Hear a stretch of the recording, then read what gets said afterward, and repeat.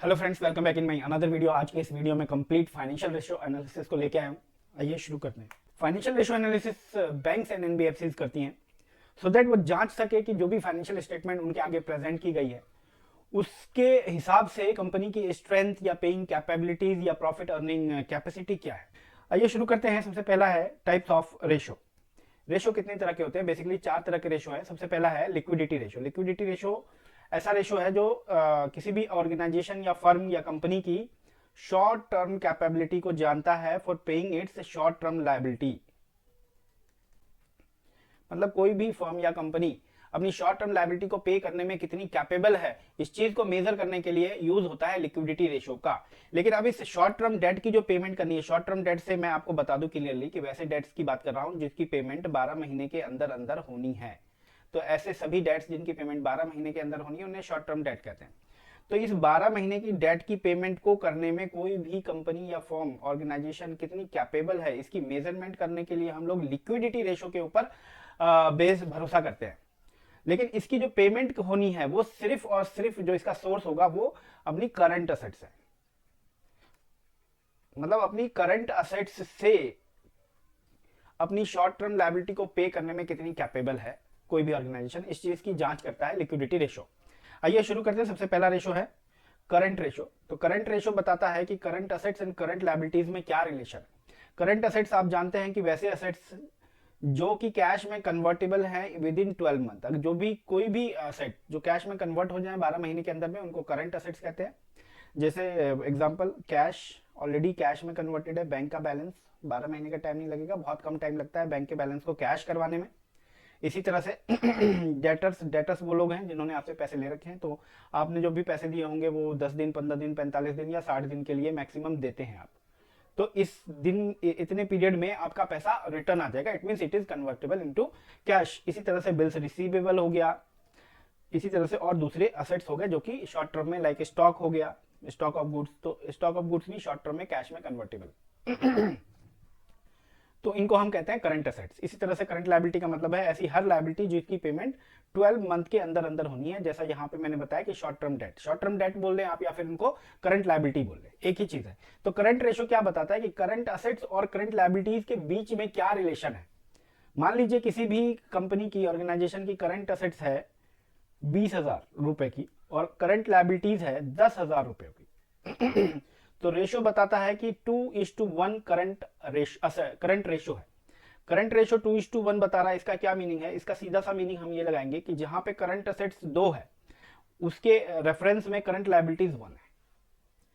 तो ये एक ऑप्टिमम कंडीशन मानी जाती है किसी भी ऑर्गेनाइजेशन के लिए। तो this is called optimum condition. मतलब करंट असेट्स 2 होनी चाहिए, 2 टाइम्स होने चाहिए, then it's current liabilities. Current assets मैं समझा चुका हूं पीछे ही कि ऐसी हर असेट्स जो लिक्विडेट हो जाए in short term, like cash in hand, cash at bank, inventory, accounts receivable, prepaid expenses, debtors etcetera. तो ये सारे असेट्स कैश में कन्वर्टेबल है विद इन शॉर्ट टर्म, तो इनको हम लोग करंट असेट्स कहते हैं। करंट रेशो ऑफ 2:1 मैंने अभी बताया कि करंट रेशो 2:1 का मतलब हो गया कि वहां पे करंट असेट्स है 2 टाइम्स और करंट लायबिलिटीज है 1 टाइम। तो ये कंडीशन जो है सबसे ऑप्टिमम है। इसका ये मतलब हो गया कि अगर आपकी लायबिलिटी 1 रुपए की है तो आपके पास जो असेट्स पड़ी है वो 2 रुपए की है। इट मींस कि आप बहुत कैपेबल हैं पेमेंट करने के लिए। मतलब आपकी लिक्विडिटी, शॉर्ट टर्म वाली लिक्विडिटी बहुत अच्छी है। करंट लायबिलिटी मैंने समझा दिया कि ऐसे ऐसी लायबिलिटी की पेमेंट 12 महीने के अंदर करनी है, like creditor, short term loans, bills payable, accrued expenses etcetera. Next and important ratio है लिक्विड रेशो। लिक्विड रेशो का दूसरा नाम भी है, इसको हम लोग क्विक रेशो भी कहते हैं, या फिर हम लोग इसको एसिड टेस्ट रेशो भी कहते हैं। क्विक रेशो या एसिड टेस्ट रेशो कहने के पीछे ना मतलब यह है कि आप कितना क्विकली अपनी शॉर्ट टर्म लायबिलिटी को पे कर लेते हैं। अभी अभी हम लोग लिक्विडिटी रेशो के अंदर ही चल रहे हैं, ये सेकंड रेशो है, तो हम लोग short term liability paying capacity ही मेजर कर रहे हैं। अब क्विक रेशो ये बताता है कि आप कितने ज्यादा क्विकली अपनी करंट लायबिलिटीज की पेमेंट करने में एफिशिएंट है।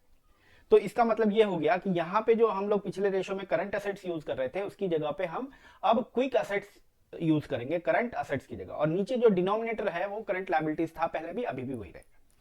तो मान लीजिए, अच्छा क्विक असेट्स में आपको समझा दूं कि क्विक हमने इसका नाम रखा है, इट मींस ये है तो करंट असेट्स ही, लेकिन इस करंट असेट्स में से हमने 2 चीजों को हटा दिया है। माइनस कर दिया। ये दो चीजें क्या है, एक है प्रीपेड एक्सपेंस एंड दूसरा है स्टॉक। इनको हटाने के पीछे क्या रीजन है, इनको हटाने के पीछे सीधा सा रीजन ये है कि इनकी जो कैश में कन्वर्टिबिलिटी है, इनकी लिक्विडिटी है कैश में कन्वर्ट करने की, वो उसमें थोड़ा ज्यादा समय लग जाता है, जिसकी वजह से ये कम लिक्विड असेट्स माने जाते हैं ये दोनों। तो अगर करंट असेट्स में से ये दोनों हटा दूं तो अब जो बचेगा वो ऐसा असेट्स बचेगा जो कि बहुत जल्दी कन्वर्टेबल है इनटू कैश, मतलब क्विकली कन्वर्टेबल। इसी वर्ड से आपका जो इस असेट्स का नाम पड़ा वो क्विक असेट्स पड़ गया, मतलब which is quickly convertible into cash. तो क्विक असेट्स आप समझ गए होंगे, ये भी मतलब करंट असेट्स ही है, बट इसमें से दो चीजें हटा दी, प्रीपेड एक्सपेंस एंड स्टॉक, तो जाके बन गया हमारा क्विक असेट्स। मान लीजिए किसी भी ऑर्गेनाइजेशन में क्विक असेट्स हमारे पास पड़ी हुई है 10,000 की और लायबिलिटी भी 10,000 की, तो रेशो आ गया 1/1। इट मीन्स के 1:1। इसका ये मतलब हो गया कि अगर किसी ऑर्गेनाइजेशन में क्विक असेट्स 1 रुपए का है तो वहां पे भी क्विक लायबिलिटी 1 रुपए की है। This is the optimum condition for any organisation in reference to quick ratio. Quick ratio के रेफरेंस में 1:1 का रेशो ऑप्टिमम माना जाता है, क्योंकि आपकी जो क्विक असेट्स है वो कैपेबल है। देखो मैं बोलता हूं कि मेरे पास लायबिलिटी जो है, current liability, short term liability 1 रुपए की है, और मैं बोलता हूं कि मेरे पास जो जल्दी से क्विकली कन्वर्टेबल असेट्स है वो 1 रुपए का, तो इट मींस कि मैं इसको जल्दी से कैश में कन्वर्ट करके इसकी पेमेंट कर सकता हूं। इट मींस ऐसी कंपनी, ऐसी ऑर्गेनाइजेशन जहां पे क्विक रेशो 1:1 है वो कैपेबल है अपनी शॉर्ट टर्म लायबिलिटी को चुकाने में। नेक्स्ट रेशो है कैश रेशो। कैश रेशो का फॉर्मूला क्या है, cash and cash equivalent upon short term liabilities. Cash and cash equivalent, देखो पिछले वाले रेशो में यहां पे क्विक असेट्स था, लेकिन अब उस क्विक असेट्स को रिप्लेस किया किससे, कैश एंड कैश इक्विवेलेंट से। हालांकि क्विक असेट्स के अंदर आता है ये चीजें, लेकिन क्विक असेट्स में से सिर्फ और सिर्फ कैश एंड कैश इक्विवेलेंट कर लिया सिलेक्ट, और जो डिनोमिनेटर था शॉर्ट टर्म लायबिलिटी या करंट लायबिलिटी आप बोलते हैं इसको, तो वो सेम रहा। मतलब ये और ज्यादा क्विकली पेमेंट का वो बताता है कि आप और कितने एफिशिएंट हैं अगर आपको पेमेंट जो है शॉर्ट टर्म लायबिलिटी की कैश में करनी पड़े तो। मान लीजिए किसी ऑर्गेनाइजेशन में कैश पड़ा हुआ है 5,000 रुपए, सॉरी 5,000 का, और आपकी जो लायबिलिटी है वो पड़ी हुई है 2,500 रुपीज की, तो इसका मतलब ये हो गया कि जो रेशो आया वो आया 2:1 का। 2:1 क्या बताता है, आपके पास 2 रुपए का कैश पड़ा हुआ है और आपकी जो लायबिलिटी वो है वो 1 रुपए की लायबिलिटी है। इट मींस कि आप 2 रुपए से 1 रुपए की लायबिलिटी इजीली चुका सकते हैं। तो जितना ज्यादा ये क्विक रेशो होगा उतना बेटर है, higher is better. Next type of ratio, this is second type of ratio, solvency, या इसको लीवरेज रेशो के नाम से भी जानते हैं। सॉल्वेंसी रेशो के अंदर सबसे पहला जो रेशो है वो है debt to equity ratio. This is important ratio, debt to equity ratio. कई बार आपके इंटरव्यूज में पूछे जाते हैं जब भी आप बैंकिंग एग्जाम के या फिर बैंक इंटरव्यू की प्रिपरेशन कर रहे हो। तो डेट इक्विटी रेशो का मतलब है टोटल डेट अपॉन में share holder equity. Total debt का क्या मतलब है ये समझ लेते हैं पहले। टोटल डेट का मतलब होता है short term debt plus long term debt. Loan बोल दें या डेट बोल दें एक ही चीज है, तो शॉर्ट टर्म लोन या लॉन्ग टर्म लोन को ऐड कर दें तो बन जाता है टोटल डेट। इट मींस ये टोटल लायबिलिटी होती है। शेयर होल्डर फंड क्या होता है, शेयर होल्डर फंड वो फंड होते हैं जो शेयर होल्डर्स के लिए बनाए होते हैं। तो शेयर होल्डर फंड के अंदर शेयर कैपिटल आता है और रिजर्व एंड सरप्लस आता है। एक और एडिशनल आइटम है money received against share warrant. Share warrant अगर आपने इशू कर रखे हैं और उसके अगेंस्ट आपको मनी मिली है तो वो भी शेयर होल्डर का ही फंड है। तो शेयर होल्डर फंड में ये तीनों चीजें आ जाती हैं। मोस्टली आपको जो देखने को मिलेगा वो share capital, reserve and surplus मिलेगा। Money received against share warrant हो सकता है आपको कम में देखने को मिले। तो शेयर होल्डर फंड का दूसरा नाम है इक्विटी। तो आप ध्यान रखना, इससे कंफ्यूज मत होना कि share holder fund and equity में कोई डिफरेंस नहीं है, एक ही चीज है। यहां पे मैंने बोला इसके अंदर दो चीजें इंक्लूड होती है, reserve and surplus and share capital. Share capital के अंदर इसको फर्दर इसमें दो चीजें आप ध्यान रखना, इसमें दो चीजें होती है, एक तो इक्विटी शेयर भी होता है, प्रेफरेंस शेयर भी होता है। तो यहाँ पे कंफ्यूज होने की जरूरत नहीं है कि शेयर कैपिटल में सिर्फ इक्विटी लेंगे या फिर प्रेफरेंस भी लेंगे, क्योंकि शेयर कैपिटल दोनों को मिला के बनेगा। आई होप ये दोनों पॉइंट क्लियर है। टोटल डेट भी आपको समझ में आ गया होगा and total share holder equity भी समझ में आ गई होगी। अब मान लीजिए किसी ऑर्गेनाइजेशन में जो डेट है वो है 10,000 रुपयों का टोटल लायबिलिटी। टोटल लायबिलिटी मतलब short term liability plus long term liability को मिला के एक कंपनी के अंदर 10,000 रुपए की लायबिलिटी खड़ी हुई है और शेयर होल्डर की इक्विटी भी वहां पे 10,000 रुपयों की पड़ी हुई है। इट मींस क्या हो गया कि जो रेशियो आया वो 1:1 का आया। 1:1 क्या बता रहा है कि आपके पास डेट जो है, लायबिलिटी जो है वो 1 रुपए की है, तो आपका जो शेयर होल्डर का फंड है, शेयर होल्डर फंड क्या बताता है, शेयर होल्डर फंड बताता है कि आपका जो ओनरशिप है, ओनरशिप का शेयर है वो कितना है कंपनी का। तो जो शेयर से पैसे आए हैं वो कितने हैं, 1 रुपए के शेयर से पैसे आए। 1 ही रुपए की लायबिलिटी है, 1 रुपए का शेयर से पैसा है। This is called the optimum condition in reference to debt equity ratio. Debt equity ratio के मामले में ये बिल्कुल ऑप्टिमम कंडीशन होती है 1:1, मतलब जितने आपने डेट लोन लिए हैं उतने के ही आपके शेयर होल्डर से भी पैसे, शेयर होल्डर के पैसे आने चाहिए, सो दैट कि आप एक ऑप्टिमम मिक्स क्रिएट कर सकें। हालांकि ये लोअर इज बेटर होता है, लेकिन आइडियल अगर आप पूछेंगे तो ये 1:1 होता है। नेक्स्ट रेशो है इसी के अंदर total debt to assets ratio. Total debt to assets ratio खुद ही बता रहा है कि क्या फॉर्मूला होगा इसका, टोटल डेट अपॉन में टोटल असेट। टोटल डेट का मतलब अभी मैं समझा चुका हूं, शॉर्ट टर्म लायबिलिटी प्लस में लॉन्ग टर्म लायबिलिटी, और टोटल असेट्स का मतलब असेट साइड का टोटल। नेक्स्ट जो रेशो है वो है प्रोप्राइटरी रेशो। प्रोप्राइटरी रेशो का फॉर्मूला है proprietary ratio is equal to share holder fund. Share holder fund अभी मैंने पढ़ा दिया, इसको इक्विटी नाम से भी जानते हैं। इसके अंदर जो है share capital plus reserve and surplus plus share warrant आता है, ये तीनों चीजों को मिलाकर इक्विटी बनती है। इसके बाद है कैपिटल एम्प्लॉयड, मतलब शेयर होल्डर फंड को डिवाइड कर देंगे। कैपिटल एम्प्लॉयड का जो दूसरा नाम है वो नेट एसेट्स है, तो कैपिटल एम्प्लॉयड या नेट एसेट्स बोलते हैं आप, एक ही चीज है। तो इसको डिवाइड करके आ जाएगा आपका प्रोप्राइटरी रेशो। एक बार समझ लेते हैं, ये जो टर्म है ये आपका पहली बार आया है इस रेशो के। इसमें कैपिटल एम्प्लॉयड का मतलब होता है असेट साइड का टोटल, उसमें से हटा देंगे करंट लायबिलिटी, तो असेट साइड के टोटल में से करंट लायबिलिटी को हटा दें तो कैपिटल एम्प्लॉयड आ जाएगा। या फिर इसका दूसरा फॉर्मूला भी है कि फिक्स असेट्स में से वर्किंग कैपिटल को आप माइनस कर दें तो आपका कैपिटल एम्प्लॉयड आ जाएगा। नेक्स्ट और इंपॉर्टेंट, मैं इसको मोस्ट इंपॉर्टेंट रेशो बोलता हूं, इसका रीजन ये है कि ये कई बार पूछा जाता है आपके इंटरव्यू में। Interest coverage ratio. Interest coverage ratio का फॉर्मूला है earning before interest and tax, EBIT. EBIT की फुल फॉर्म है अर्निंग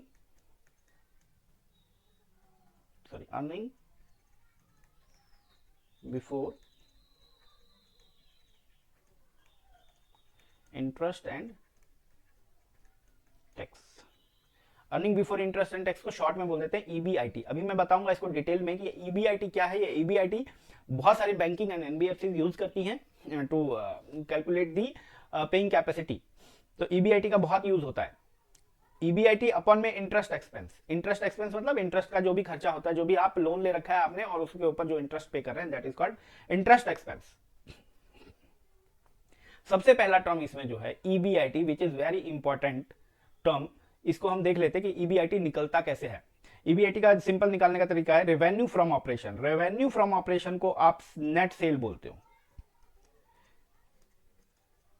नेट सेल्स को रेवेन्यू फ्रॉम ऑपरेशन भी बोलते हो आप, ऐसा कर दो। और नेट सेल कैसे निकलता है, टोटल ऑफ सेल, इसमें से सेल्स रिटर्न आप माइनस कर दोगे तो नेट सेल आ जाता है। तो मतलब नेट सेल ले लेंगे सबसे पहले, इसमें से माइनस कर देंगे cost of good sold. Cost of good sold क्या होता है, कॉस्ट ऑफ गुड सोल्ड में बता दूं, एक तो आपका ओपनिंग स्टॉक, प्लस कर देंगे इसमें परचेज, प्लस कर देंगे डायरेक्ट एक्सपेंस, डायरेक्ट एक्सपेंस जो प्रोडक्ट के ऊपर डायरेक्टली हुआ है, और माइनस कर देंगे क्लोजिंग स्टॉक, तो जाके हमारा आ जाता है कॉस्ट ऑफ गुड सोल्ड। तो और रेवेन्यू फ्रॉम ऑपरेशन में cost of good sold minus कर देंगे तो आ जाएगा ग्रॉस प्रॉफिट, जो कि ट्रेडिंग अकाउंट आप जब भी बनाते हो इस तरह का ट्रेडिंग अकाउंट बनता है। मैं आपको बता दूं इसका फॉर्मेट।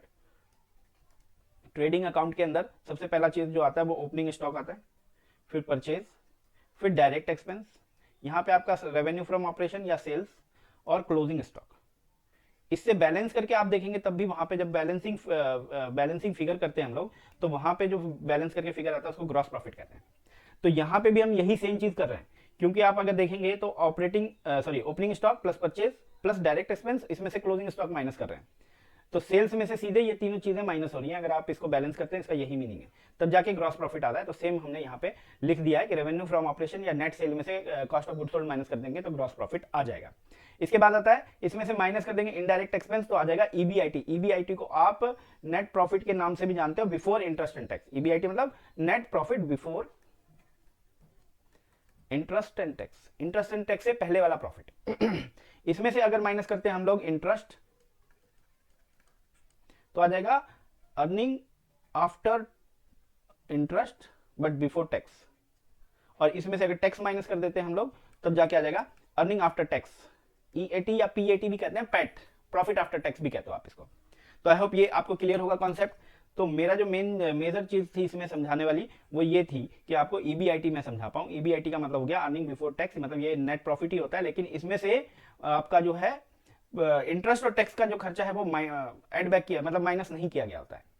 तो अगर आपके पास नेट प्रॉफिट है मान लीजिए, तो नेट प्रॉफिट से ईबीआईटी निकालने के लिए आप सीधे से क्या करेंगे, नेट प्रॉफिट में एड बैक कर देंगे इंटरेस्ट का एक्सपेंस और एड बैक कर देंगे टैक्स का एक्सपेंस, तो तब भी आप ईबीआईटी पे आसानी से जा सकते हैं। आई होप ईबीआईटी का कॉन्सेप्ट आपको समझ में आ गया होगा। अब आ जाइए हमारे फॉर्मूले पे। ईबीआईटी अपन इंटरेस्ट एक्सपेंस, अगर हम इन दोनों का रिलेशन देख लेते हैं तो जाके जो हमारा रेशो आता है वो उसे कहते हैं हम लोग interest coverage ratio. Hence interest coverage ratio और डिटेल में मैं आपको थोड़ा सा सिंपल करके समझा देता हूं। मान लीजिए earning before interest and tax है आपके पास 50,000 रुपयों की, और जो आपके खर्चे हैं इंटरेस्ट पे वो है 10,000 रुपयों का। इसका क्या मीनिंग हो गया? इसका जो रेशो आया वो 5:1 आया, और इसका मीनिंग अगर आप देखोगे तो आपका जो ये बताता है कि earning before interest and tax 5 रुपए का है।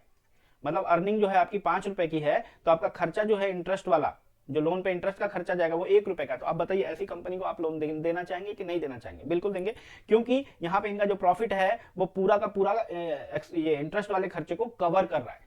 Hence this is a good sign, मतलब ये हायर इज बेटर होता है, क्योंकि जितना ज्यादा होगा आपका प्रॉफिट उतना ज्यादा आपके लिए अच्छा रहेगा, ताकि आप अपनी लायबिलिटी मतलब इंटरेस्ट के खर्चे को आप पे कर पाएंगे। बहुत ज्यादा और अच्छे से मैं इसको डीपली समझा दूं क्योंकि ये बहुत इंपॉर्टेंट है।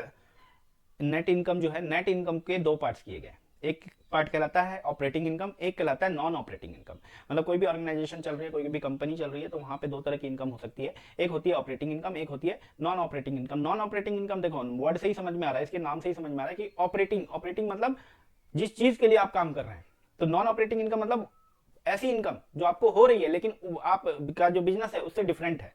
मान लीजिए आपने कहीं पे पैसा लगा रखा है, उससे इंटरेस्ट आ रहा है, इंटरेस्ट एक्सपेंसेस हो रहे हैं, ये खर्चे में काउंट हो जाएगा, इसे नॉन ऑपरेटिंग एक्सपेंस कहेंगे। और भी कोई इनकम आ रही है, कहीं कमीशन आ रहा है, कहीं ब्रोकरेज आ रहा है, तो इस तरह की इनकम जो है वो नॉन ऑपरेटिंग इनकम कहलाती है। ऑपरेटिंग इनकम के अंदर ऑपरेटिंग इनकम को दो पार्ट में बांट दिया गया, gross profit and operating expense. Gross profit के अंदर सेल्स, कोई और revenue minus cost of goods sold, ये मैंने बताया अभी, फॉर्मूला भी इसका यही है, sales plus other revenue minus COGS, तो आ जाएगा ग्रॉस प्रॉफिट। ऑपरेटिंग एक्सपेंस कैसे आएगा? Sales and marketing expense minus कर देंगे फर्दर इसी के कंटिन्यूएशन में। ये sales and marketing expense, administration expense, research and development expense, depreciation and amortisation expense, ये सब माइनस कर देंगे, तो जाके हमारा जो आता है वो अर्निंग आफ्टर टैक्स आ जाता है। क्योंकि इसमें डेप्रिसिएशन अमोर्टाइजेशन सारे खर्चे माइनस हो चुके हैं, टैक्स वाले खर्चे भी माइनस हो गए हैं, मतलब पैट आ जाता है, प्रॉफिट आफ्टर टैक्स। नेक्स्ट जो रेशो है वो है activity ratio. Activity ratio higher is better calculated in times. ये जितना ज्यादा होगा एक्टिविटी रेशो, इसके नाम से ही पता चल रहा है कि एक्टिविटी किसी भी ऑर्गेनाइजेशन की जितनी ज्यादा होगी उतना बेटर है। तो हायर रेशो इज बेटर, और ये जो है टाइम्स में कैलकुलेट किया जाता है। सबसे पहला और इंपॉर्टेंट रेशो है जो कि बहुत ज्यादा यूज में है, inventory turnover ratio. Inventory turnover ratio का मतलब है, इसका फॉर्मूला है cost of goods sold, COGS short में कहते हैं इसको, फुल फॉर्म है कॉस्ट ऑफ गुड्स सोल्ड। नाम से पता चल रहा होगा कि जो गुड्स आपकी बिक गई हैं उसकी कॉस्टिंग क्या है। हालांकि मैंने इसका फॉर्मूला पीछे बता चुका हूं कि इसका जो फॉर्मूला है वो है opening stock plus purchase minus plus direct expense minus closing stock. तो ये इससे आपका क्या निकल जाता है? Cost of goods sold. Cost of goods sold upon में एवरेज इन्वेंट्री। एवरेज इन्वेंट्री मतलब इन्वेंट्री का एवरेज। इन्वेंट्री आपके पास दो तरह की होती है, एक तो ओपनिंग में इन्वेंट्री होती है, ओपनिंग स्टॉक और इन्वेंट्री एक ही चीज है। तो ओपनिंग स्टॉक प्लस में क्लोजिंग स्टॉक डिवाइडेड बाय 2। अगर ओपनिंग और क्लोजिंग को डिवाइड कर देंगे 2 से तो आपका आ जाएगा एवरेज इन्वेंट्री। तो यही चीजें यहाँ पे एक्सप्लेन करी गई हैं। Cost of goods sold is equal to inventory in the beginning. Inventory in the beginning बोलते हैं या फिर ओपनिंग स्टॉक बोलते हैं, एक ही चीज है। प्लस में नेट परचेज। नेट परचेज का मतलब है total purchase minus purchase return. Return हमेशा माइनस होता है। Plus direct expense minus inventory at the end मतलब क्लोजिंग इन्वेंट्री। इसी तरह से एवरेज इन्वेंट्री का formula inventory in the beginning जो मैंने यहाँ पे समझा दिया, plus inventory at the end divided by 2। Next formula है trade receivables turnover ratio. Trade receivables turnover ratio का फॉर्मूला है नेट क्रेडिट सेल अपन में average account receivable. Net credit cell का मैं कैसे निकालेंगे, मतलब मैं बता दूं, टोटल क्रेडिट सेल में से आप माइनस कर दें क्रेडिट सेल्स रिटर्न, तो आपका आ जाएगा नेट क्रेडिट सेल। जब भी आप वर्ड देखें सेल्स के आगे या परचेज के आगे नेट, तो इसका मीनिंग होता है कि इसमें से रिटर्न वाला पोर्शन माइनस हुआ है। Average account receivable, average account receivable का मतलब है opening debtor plus bills receivable plus closing debtor and bills receivable divided by 2। Account receivable का मतलब है तो रिसीवेबल साइड का टोटल, ओपनिंग वाला और क्लोजिंग वाला, उसको डिवाइड बाय 2 कर दोगे तो आपका एवरेज ट्रेड रिसीवेबल्स आ जाएगा। नेक्स्ट रेशो है ट्रेड पेबल्स टर्नओवर रेशो। जैसे कि अभी हमने अकाउंट रिसीवेबल किया था, इसी तरह से उसका सेम उल्टा है पेबल टर्नओवर रेशो। तो पेबल टर्नओवर रेशो का यहाँ पे फॉर्मूला है सप्लायर क्रेडिट परचेज, या फिर आप क्रेडिट परचेज भी कह सकते हो इसको, जरूरी नहीं है सप्लायर क्रेडिट परचेज कहना। Credit purchase divided by accounts payable. देखो बिल्कुल एग्जैक्टली उल्टा है, वहां पे क्या यूज हुआ था अभी पिछले वाले फॉर्मूले में, क्रेडिट परचेज की जगह पे था क्रेडिट सेल, और अकाउंट्स पेबल की जगह था अकाउंट रिसीवेबल, बस इतना ही डिफरेंस है। क्रेडिट परचेज आप निकाल लेंगे, ये नेट होता है हमेशा, तो total credit purchase minus purchase return आ जाएगा क्रेडिट परचेज, और अकाउंट रिसीवेबल मतलब सॉरी पेबल मतलब opening creditor and bills payable plus closing creditors and bills payable divided by 2। यहाँ पे मैं आपको एक और फॉर्मूला बता दूं, एक और रेशो बताता चलूं, average payment period. Average payment period जो है मतलब इसका मतलब ये है कि आप एवरेजली कितने दिनों में पेमेंट कर देते हो। तो अगर आपको ऐसा ये निकालना हो किसी भी कंपनी का कि कोई भी कंपनी कितने दिन में एवरेजली पेमेंट करती है, तो उसका formula number of days per month, अगर आपको मंथली निकालना हो तो इन अ ईयर, और अगर ईयरली निकालना हो तो ईयरली आप लोगे number of days divided by trade payables turnover ratio. Trade payables turnover ratio मैंने बता दिया यहाँ पे कैसे निकालते हैं। नेक्स्ट और इंपॉर्टेंट रेशो है ये भी, working capital turnover ratio. Working capital turnover ratio का मतलब है net sales, net sales net word यहाँ पे यूज किया गया है, इसका मतलब इसमें से भी सेल्स रिटर्न माइनस किया गया होगा अपन में net working capital divided by sorry net sales अपन में नेट वर्किंग कैपिटल, तो आ जाएगा आपका working capital turnover ratio. Working capital का मीनिंग समझ लेते हैं। वर्किंग कैपिटल का मतलब है current assets minus current liability. तो करंट एसेट्स में से करंट लायबिलिटी हटा देंगे तो जो बचेगा वो वर्किंग कैपिटल बचेगा। ऐसा क्यों बोल रहा है यहाँ पे फॉर्मूला, या ऐसा क्यों बोला जाता है, मैं आपको इसके पीछे का कॉन्सेप्ट समझा दूं। वर्किंग कैपिटल नाम से ही समझ आ रहा होगा, ऐसी कैपिटल जो अवेलेबल है to take in work, available है किस लिए, ताकि आप उसका यूज कर सकें, आप फ्री हैं उसको यूज करने के लिए। तो वर्किंग कैपिटल कैसे निकालेंगे, देखो आपके पास मान लीजिए करंट एसेट्स पड़ी है 10,000 की, लेकिन साथ में ही वहां पे आपको पेमेंट भी करनी है शॉर्ट टर्म में, मतलब करंट लायबिलिटी जो है वो 3,000 की पड़ी हुई है। तो इसका मतलब 10,000 रुपए आप पूरा यूटिलाइज नहीं कर सकते, ये 10 के 10 फ्री नहीं है आपके, इसमें से सिर्फ और सिर्फ 7,000 फ्री है, क्योंकि 3,000 की पेमेंट आपको अभी शॉर्ट टर्म में करनी है। तो इसलिए कहते हैं कि ये वर्किंग कैपिटल करंट एसेट्स में से करंट लायबिलिटी आप हटा दो, बाकी का जो बच जाएगा करंट एसेट्स का हिस्सा वो कहलाएगा आपका वर्किंग कैपिटल। नेक्स्ट रेशो है प्रॉफिटेबिलिटी रेशो। प्रॉफिटेबिलिटी रेशो के अंदर सबसे पहला है gross profit ratio. Gross profit ratio का फॉर्मूला है ग्रॉस प्रॉफिट अपॉन में total sale into 100। Gross profit मैं पहले समझा चुका हूं कि ग्रॉस प्रॉफिट कैसे निकालेंगे, मैं फिर से बता दूं कि सेल्स में से माइनस कर दोगे COGS cost of good sold, तो आपका जो वैल्यू आएगा वो आएगा ग्रॉस प्रॉफिट का। ग्रॉस प्रॉफिट किस लिए निकालते हैं, ग्रॉस प्रॉफिट इसलिए निकालते हैं ताकि देख सकें कि सेल्स के ऊपर प्रॉफिट कितना है। मान लीजिए आपका प्रॉफिट है 10,000 और आपने सेल्स करी है 50,000 की इंटू 100, तो आपका जो रेशो आ जाएगा 20 से 20% का, ये बताता है कि जो आपका सेल्स है उसके ऊपर आपकी ग्रॉस अर्निंग कितनी है, 20% की ग्रॉस अर्निंग है। सीधा सीधा ये जानने के लिए कि कितना ग्रॉस मार्जिन है, उसके लिए ग्रॉस प्रॉफिट रेशो का इस्तेमाल किया जाता है। इसके बाद है ऑपरेटिंग रेशो। ऑपरेटिंग रेशो का फॉर्मूला है cost of good sold plus में operating expense divided by net sale. देखो मैंने अभी पिछली स्लाइड्स में आपको ऑपरेटिंग एक्सपेंस का मैंने बता दिया था कि ऑपरेटिंग एक्सपेंस किसे कहते हैं। बेसिकली ये सारे जो होते हैं वो इनडायरेक्ट एक्सपेंस होते हैं। इनडायरेक्ट एक्सपेंसेस होते हैं, इसके अंदर आता है selling and distribution expenses, administration के खर्चे, रिसर्च एंड डेवलपमेंट के खर्चे, ये सारे खर्चे इनडायरेक्ट एक्सपेंस के अंदर आते हैं। तो ऑपरेटिंग एक्सपेंस मतलब इनडायरेक्ट एक्सपेंस। तो कॉस्ट ऑफ गुड सोल्ड में ऐड कर देंगे ऑपरेटिंग एक्सपेंस, डिवाइड कर देंगे नेट सेल, तो आ जाएगा आपका operating ratio. Operating profit ratio, अभी आप कंफ्यूज मत होना, ये था ऑपरेटिंग रेशो और अब है operating profit ratio. Operating profit ratio का सीधा सा फॉर्मूला है operating profit divided by revenue from operation. अब रेवेन्यू फ्रॉम ऑपरेशन वर्ड से कंफ्यूज मत होना, इसका मतलब होता है सेल्स। ग्रॉस प्रॉफिट रेशो का क्या फॉर्मूला था, ग्रॉस प्रॉफिट अपॉन सेल, लेकिन वहां पे ऑपरेटिंग प्रॉफिट रेशो का क्या फॉर्मूला है, ऑपरेटिंग प्रॉफिट अपॉन सेल। तो फॉर्मूला डिनोमिनेटर सेम है, बस इसका न्यूमरेटर चेंज होता है। ऑपरेटिंग प्रॉफिट को आप नेट प्रॉफिट भी बोलते हो। नेट प्रॉफिट आपने देखा होगा कि प्रॉफिट एंड लॉस अकाउंट से हम लोग निकालते हैं, उसी को यहाँ पे ऑपरेटिंग प्रॉफिट कह रहे हैं।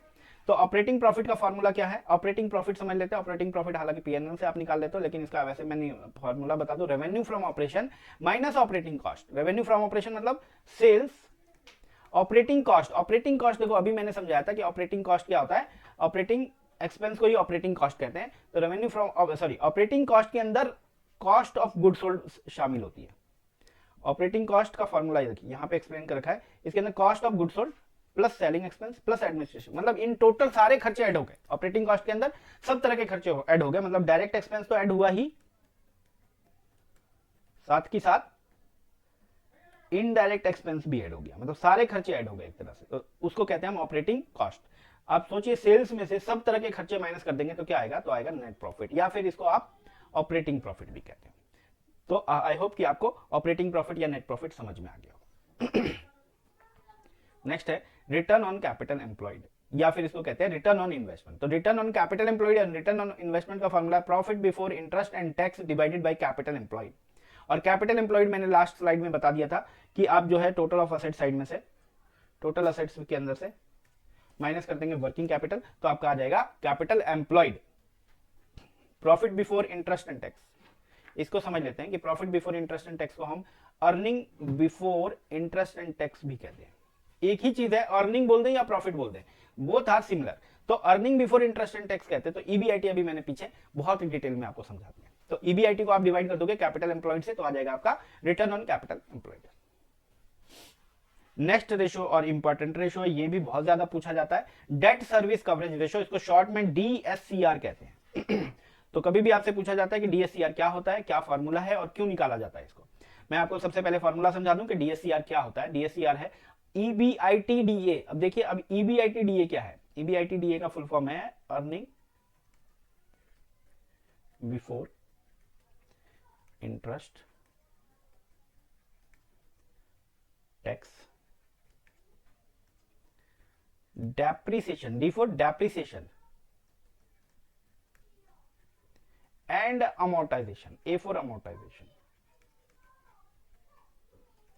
तो ईबीआईटी का मतलब है earning before interest, before tax, before depreciation and before amortisation expense. तो ईबीआईटी डीए के अंदर इसको आप इसमें हम लोग टैक्स और इंटरेस्ट तो माइनस करते ही हैं, साथ में डेप्रिसिएशन के खर्चे या अमोर्टाइजेशन के खर्चे भी इसमें से हटा लेते हैं, और इसके अंदर माइनस करते हैं कैश टैक्स। कैश टैक्स मतलब वो टैक्स जो आपका कैश में गया है, divided by interest plus principal. आप इंटरेस्ट प्लस प्रिंसिपल को जानते हो ईएमआई के नाम से भी। तो डेट सर्विस कवरेज रेशो के अंदर ईबीआईटीडीए वैसे ही निकलता है सेम, उसमें बस हम डेप्रिसिएशन का खर्चा ऐड बैक कर लेते हैं, अमोर्टाइजेशन का खर्चा ऐड बैक कर लेते हैं। खर्चा ऐड बैक करने का मतलब मैं खर्चे को हटाने की बात कर रहा हूं कि खर्चा हटा लेते हैं, लेकिन खर्चे को हटाते कैसे, उसको ऐड बैक करके, जब भी खर्चा हटता है। तो EBITDA minus cash tax divided by interest plus principal. तो मान लीजिए किसी भी ऑर्गेनाइजेशन में ईबीआईटीडीए हमने कैलकुलेट कर लिया 1 लाख रुपीज, कैश टैक्स जो है वो है 10,000 रुपयों का, और ईएमआई मतलब इंटरेस्ट प्लस प्रिंसिपल दोनों को मिला के बनता है 45,000 रुपीज। तो यहां पे जो डेट सर्विस कवरेज रेशो निकलेगा वो निकलेगा, एक तो EBITDA 1 lakh minus cash tax, तो 1 लाख में से 1 लाख माइनस कैश टैक्स है 10,000 का, डिवाइड कर देंगे ईएमआई से, ईएमआई है 45,000, तो ये आ जाएगा आपका, ये आ गया 90,000 डिवाइडेड बाय 45,000, तो ये आ गया 2:1। 2:1 क्या बताता है, 2:1 ये बताता है कि आपका जो प्रॉफिट है वो 2 रुपए का है, तो आपकी ईएमआई 1 रुपए की है। बताइए कितनी अच्छी कंडीशन है किसी भी ऑर्गेनाइजेशन के लिए, क्योंकि देखिए आपकी ईएमआई 1 रुपए की है तो आप इजीली प्रॉफिट से पे कर सकते हैं। तो डेट सर्विस कवरेज रेशो क्या बताता है कि जो आपकी ईबीआईटी है, earning before interest tax depreciation amortisation, वो कितना सफिशिएंट है आपकी ईएमआई को कवर करने में। क्या वो पूरा कवर कर पाती है, या पूरे से ज्यादा कवर पाती है, कवर कर रही है, या फिर उससे भी कम कवर कर रही है। अगर कम कवर कर रही है फिर तो वो ऐसी ऑर्गेनाइजेशन बेकार है, उसको हम लोन या पैसा ब्याज में नहीं देना चाहेंगे। कुछ और रेशियोज है, like price earning, price to earning ratio. Price to earning ratio का फॉर्मूला क्या है, मार्केट प्राइस पर शेयर, एक शेयर का मार्केट में क्या प्राइस है, divided by earning per share, उस शेयर पे कितनी की अर्निंग है। मान लीजिए प्राइस जो है मार्केट में 10 रुपए का है और उस पे अर्निंग 2 रुपए की है, तो जो अर्निंग पर शेयर जो आएगा वो 5 रुपए का आएगा। 5 रुपए क्या बताता है कि जो इस शेयर को खरीदने के लिए मार्केट में इन्वेस्टर कितने रुपए लगा सकते हैं। तो इस शेयर को खरीदने के लिए मार्केट में इन्वेस्टर 5 रुपए ही लगा सकते हैं। तो प्राइस अर्निंग रेशियो आपका ये बताता है। नेक्स्ट है earning per share. Earning per share इसके नाम से पता चल रहा होगा कि एक शेयर पे कितने रुपए की अर्निंग है। तो देखिए नेट इनकम मतलब टोटल जो इनकम जो भी है उसमें से प्रेफर्ड डिविडेंड मतलब प्रेफरेंस शेयर का डिविडेंड हटा देंगे, divided by weighted average share outstanding. Share outstanding का वेटेड एवरेज निकालते हैं कैसे, मैं आपको बता दूं शॉर्ट में। मान लीजिए आपने 500 शेयर बेचे हैं जनवरी में, तो हम जनवरी टू ईयर एंड कैलकुलेशन करेंगे, ईयर एंड मार्च में। तो जनवरी से मार्च तक कितने महीने हो गए, 3 महीने। तो वेटेड एवरेज में इसको 3 से मल्टीप्लाई करेंगे। इसी तरह से सिमिलरली हम शेयर आउटस्टैंडिंग का बैलेंस कैलकुलेट करेंगे और उसको मंथ आउटस्टैंडिंग से मल्टीप्लाई करते चले जाएंगे और लास्ट में जो आपका निकलेगा वो वेटेड एवरेज शेयर आउटस्टैंडिंग निकलेगा। हालांकि इसको इतना डिटेल में जाने की जरूरत नहीं है, मैंने समझाने के लिए बता दिया आपको। तो net income minus preference dividend divided by weighted average share outstanding, तो जो आ जाएगा वो आपका अर्निंग पर शेयर आ जाएगा, प्रॉफिट अर्न बाय पर शेयर ऑफ स्टॉक। इसके नाम से ही पता चल रहा है इसका मीनिंग कि एक शेयर पे कितना का प्रॉफिट अर्न हो पा रहा है। नेक्स्ट रेशो है dividend yield ratio. Dividend yield ratio कहलाता है एनुअल डिविडेंड पर शेयर, एक शेयर पे साल में कितना डिविडेंड मिलता है, divided bye market price per share, उसका जो मार्केट प्राइस है वो कितना है। इसका मीनिंग क्या है, return on investment from dividend, मतलब डिविडेंड से आपकी कितनी अर्निंग हो रही है। Thank you very much. अगर वीडियो अच्छी लगी हो तो please like comment and subscribe.